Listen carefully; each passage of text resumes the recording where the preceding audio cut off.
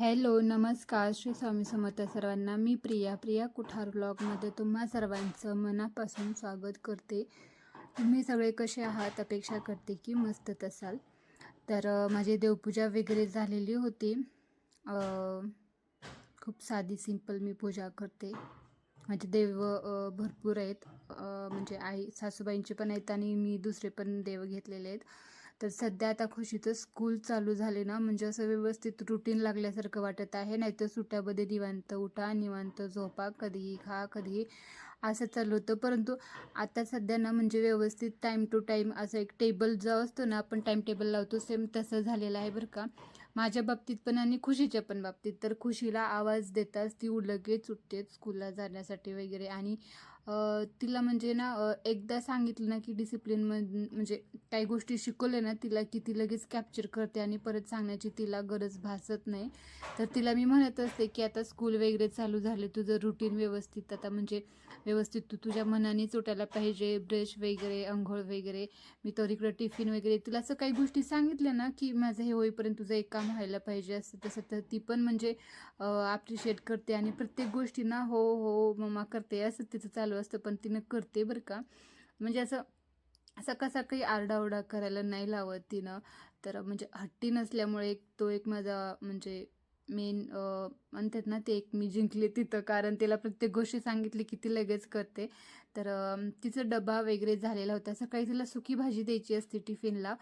चपाती एक आणि सुकी भाजी. आणि मग ते सकाळची ह्यांनी पण बँकेत पण जाताना त्यांनी पण तेच खाऊन जातात. मग दुपारी मग माझ्यापुरती तर मी भाजी वगैरे करते. आलेच तर कधी ह्यांनी जेवायला दुपारी येतात, नाहीतर मग डायरेक्ट संध्याकाळीच. मग दुपारी ना मी हे ठेचा करत होते, शेवग्याची भाजी. आणि ते शेवग्याची भाजी शिजताना ना मी त्यात कुठलीही एक प्रकारची डाळ त्यात टाकते मी, खूप टेस्टी लागते. आणि हे दोडक्याची साल आहे बरं का. आपण जेव्हा दोडका चिलतोत ना वरून, तर ना त्याची साल मी ठेवत असते बाजूला काढून, त्याचा ठेचा बनवते मी. इतका मस्त लागतो ना हा. आणि एकदम असं खरपूस होईपर्यंत ना त्याला तेल टाकून त्याला थोडंसं लसूण वगैरे टाकायचं आणि त्याला भाजायचं. इतका मस्त लागतं ना हा, चविष्टदार लागतो. भाकरीसोबत तर अप्रतिम लागतो. आता सध्या ठेचा घरीच चालू झालेला आहे. मी खूप दिवस झालं बंद केलं ते, उष्णतेमुळे, उन्हाळ्यामुळे पोट वगैरे बिघडतं तर त्याच्यामुळे. आणि मग इथं आता ठेचा चालू झालेला आहे, जे की मला पण आणि ह्यांना पण फार आवडतं. खुशी पण खाते काही घास, पण तू मिरच्या वगैरे जास्ती तिखट असेल तर तिनं मग नाही खात. तर मग आता ही मिरच्या वगैरे मी सगळ्या भाजून घेत होते. त्याच तव्यावरती लगेच मिरच्या पण भाजून घेतलं मी. आणि म्हणजे इन्स्टंटमध्ये पण होतं आणि तोंडाला चव पण येते म्हणून चला. मग हे शेवग्याची भाजी, चपात्या तर ऑलरेडी होत्या, भात आणि हे शेवग्याची शेंगा आणि हा ठेचा मला बनवायचा होता. तर इथं भांडी वगैरे सगळं आवरून माझं काम झालेलं होतं दुपारच्या टायमिंगला.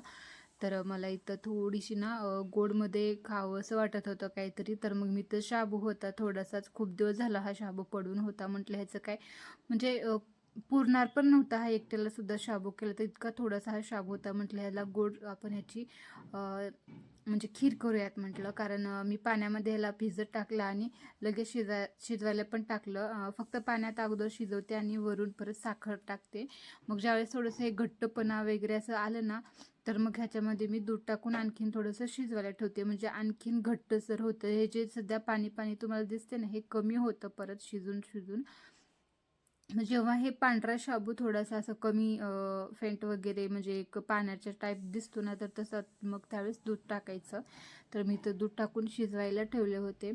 तर आधीमध्ये कधी ना आम्हाला असं म्हणजे उबाळी येत असते बरं काही गोड खाण्याची, काय कोणास ठाऊक माहीत नाही, मला तरी येते. मग मी खावंसंच वाटलं गोड तर मग चपाती आणि दूध आणि साखर वगैरे, त्यात थोडंसं तुपाची धार टाकते, ती पण मी खाते बरं का. तसंही खूप छान लागतं. तर खुशीला अजिबात गोड आवडत नाही. जर ती गोड खाल्लीच तर तिला मग पेढे वगैरे तिच्या आवडीचं किंवा पेस्ट्री वगैरे काहीतरी असं तिला द्यावं लागतं.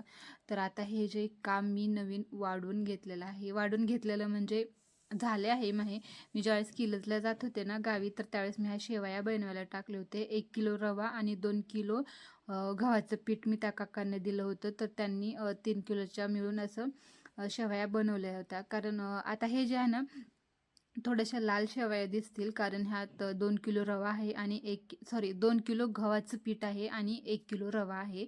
तर मी अगोदर रव्याच्याच करत होते, परंतु शेजारच्या काकूनं म्हटले की रव्याच्या पण छान लागतात, पण एकदा गव्हाच्या पण पिठाच्या तू करून बघ म्हटल्या. तर मी एक वेळेस गव्हाच्या पिठाच्या पण करून पाहिलं, तर इतका मस्त आणि टेस्टी लागत होतं ना ह्या शेवया. आणि त्याच्या म्हणजे रव्यापेक्षा पौष्टिक अशा, चविष्टदार अशा म्हणजे गव्हाच्या पिठाच्याच अशा मला तर वाटतं बरं का. मग फक्त याच्यामध्ये ना मॅगी मसाला टाकायचा वरून, किंवा गरम मसाला. म्हणजे मी तर मॅगी मसालाच टाकते बरं का, म्हणजे इतका छान अप्रतिम लागते ना. थोडेसे शेंगदाणे, डाळवे, कांदा, टोमॅटो, कढीपत्ता, जिरे, मोहरी, कोथिंबीर ह्या सगळ्यांची फोडणी टाकायचं ह्याला, इतकं छान लागतं. आणि वरून मॅगी मसाला टाकायचं. मी ज्यावेळेस करेन ना त्यावेळेस मी रेसिपी नक्की तुम्हाला शेअर करेन. इतकं मस्त लागतात ना ह्या, मला इतका आवडतात. लहानपणापासून मला सवय आहे. आणि त्यातल्या त्यात ह्या गोड खिचडी असते ना शेवयाची, तर ती सुद्धा मला फार आवडते. परंतु माझ्या एकटीपुरतं मी करत नाही. घरात गोड कुणालाच आवडत नाही, मला सोडून. खुशीला तर नाही आणि ह्यांना पण नाही. म्हणून मग मला ऑप्शन नाही, मला तिखटच शेवया अशा बनवून खाव्या लागतात त्यांच्यासोबत. ही जी कुटी पाहता ना, ही कुटी आपलीच आहे, डिश. आणि ती कुटी त्याच्यामध्ये गहू, ज्वारी, तांदूळ असतं आपलं, कारण उन्हाला ठेवलं की थोडेसे किडेमेडे वगैरे होत नाहीत, म्हणून मी वरतीच ते कुटी ठेवून देते. इतका कडक ऊन पडलेलं होतं ना की बापरे. फक्त 2 मिनटासाठी मी हा व्हिडिओ काढण्यासाठी आलो, तर नुसतं घामाच्या झळा येत होत्या. म्हटलं चला बाबा खाली, म्हटलं आले तर आता पहा हे झाडं. म्हणजे सगळ्यात आवडता ठिकाण म्हणजे माझा बाहेरचा फोर्च आहे, इतकं मस्त. आणि मी म्हटलं होतं ना की नारळाचं झाड मी बाहेर लावलेलं आहे म्हणून, तर बाहेर ठेवलं मी. तर आतमध्ये ठेवून पाहते किती खराब झालं तर असो, आता त्याला बाहेर वगैरे ठेवलं तर खूप फ्रेश वाटत असणार आहे. त्याला आळूचे पानं वगैरे इतके मस्त आले, चाफा पण छान फुटला आहे. खूप छान असं झाडं आलेलं आहेत बाहेर. इतकं थंड असं वाटतं ना बसल्यानंतर, खूप छान असं एका गार्डनमध्ये बसल्यासारखंच वाटते, खूप छान. माझ्या सासूबाई तर आल्या ना तर बाहेर बसूनच चहा पीत बसतात बरं का. त्यांना फार आवडतं असं. तर सगळ्यात आवडतं झाड माझं एक कढीपत्त्याचं आहे. आणि पुढे पहा, हे जे झाड आहे ना, मी याला म्हणत होते की म्हणजे हे रातराणी आहे कदाचित. किती किती पण कटिंग करा त्याला फुलं येतात बरं का लवकर त्याची. तर मग आता इथं खुशी आलेली होती, तर मी खुशीला सांगूनच ठेवलंय की मी म्हटल्यासारखं की तिला एखादी गोष्ट शिकवली तर ती नक्की करते बरं का.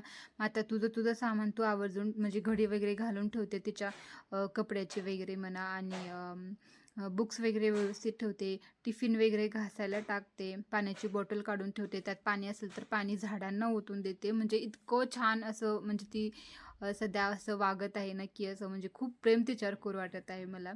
तर असो, ती तिची कामं वगैरे म्हणजे मनापासून व्यवस्थित करते. सांगितलं की एकदा, म्हणजे तिला सतत सांगायची गरज नाही भासत. आता तिला बुक्स वगैरे दिले होते, त्याला पोस्टर लावायचे होते मला. आता मी माझा व्हिडिओ इथेच संपवते. तुम्हाला जर व्हिडिओ आवडला तर नक्कीच लाईक करा, शेअर करा, सबस्क्राईब करा. सर्वांना बाय, टेक केअर आणि श्री स्वामी समर्थ.